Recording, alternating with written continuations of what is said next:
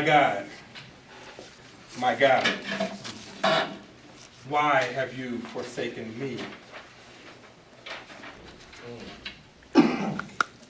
In Matthew 27, verse 46.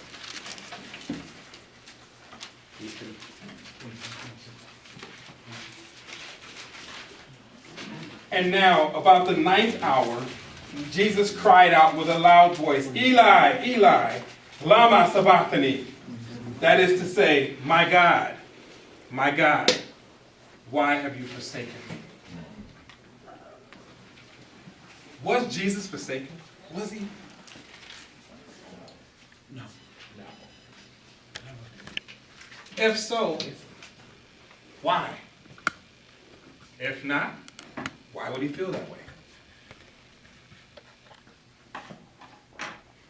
Think about that for a second. The Son of God, Jesus, felt literally abandoned by his Father.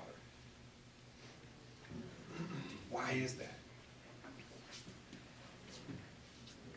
The term forsaken in this text means one who cannot be helped, or one who cannot help. So in that sense, yes, Jesus was forsaken. Now let me explain why. See, God wanted to help his son. How many fathers do I have in the room? If you see your son experiencing the most excruciating pain, the most devastating humiliation that he could ever experience, what will be your first impulse? Try to do it. To rescue your son. I love that word, to rescue. Now, you're the God of the universe, and you have all power over everything. Yet your son is suffering the most brutal, humiliating death he could ever possibly experience, and yet you let him. Why? For us. Look to your right. Look to your left. That's why. Look right here. That's why. Because he knew 2,000 years later, Kelvin Strozier will be standing in front of a group of men who need a relationship with their Father. Amen. And now they have it. Amen. Amen. Yes. That's why. He was thinking of Nigel. He was thinking of Gilbert. He was thinking of Kelvin. I wish I knew some of y'all names in here. I'll say y'all. Oh, y'all. He was thinking of y'all. I got a little country, but he was thinking of y'all. That's why he did it. He wanted, like everything, to get his son down off that cross. But he knew if he did, there would be no hope for us. And you know what else? Jesus knew that he couldn't.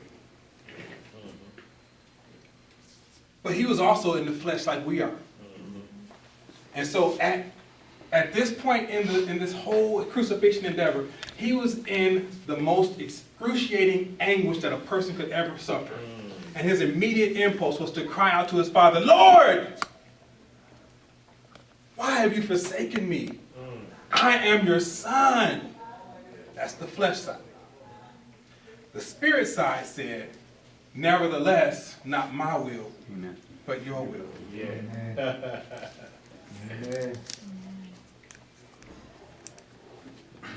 Why would God forsake his own son? Because he knew that we needed him. He also knew that because Jesus was covered in sin, because that's what he represented. Back in those days, the priests would take on, they would go make these sacrifices. They would go into the Holy of Holies. They would make these sacrifices. They would take on all the brothers in this room. Let's just say that. And they would take this animal that they had selected without a blemish, without a spot, this perfect animal. And they would lay it on the altar, and they would lay their hands on that animal. And it's talking about right there transferring all the sin that's from all these people into this animal and they kill it. And the indication of that death was now this perfect animal has taken on all the sin of all these brothers in this room. Or that perfect animal has taken on all the sin of this Israelite people. And now that sin is dead and they're cleansed. Right? Well, Jesus was that perfect sacrifice. But the difference is, he was taking on the sins, not just of the people in this room, but the people who were crucifying him. The people that were around him at the time, and the people who are yet to come, and the people who are beyond us. He was taking on all that sin. He was carrying the weight of everybody's sin. And God can't look on sin, so he turned away. And that was the first time Jesus had been without the presence of his Father. Why was he forsaken? Because we needed our relationship.